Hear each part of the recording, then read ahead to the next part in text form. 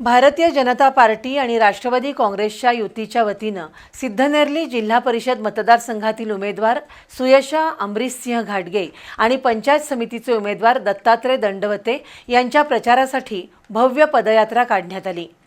या पदयात्रेला ग्रामस्थांचा मोठा प्रतिसाद मिळाला। तसंच सिद्धनेरली जिल्हा परिषद भाजपच्या उमेदवार सुयशा घाटगे यांनी केनवडे इथं आयोजित हळदी कुंकू कार्यक्रमातून महिलांशी संवाद साधला। गोकुळचे संचालक अमरीश सिंह घाटगे, युवा नेते वीरेन घाटगे यांच्या प्रमुख उपस्थितीत साकेमध्ये भव्य पदयात्रा काढण्यात आली।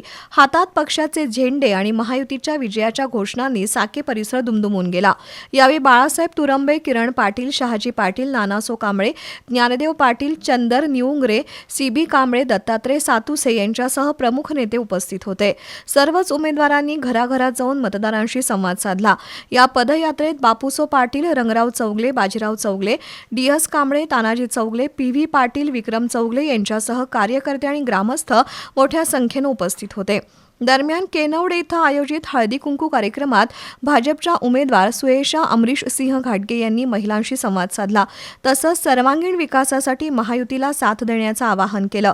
या कार्यक्रमात महिला मोठ्या संख्येनं सहभागी झाल्या होत्या।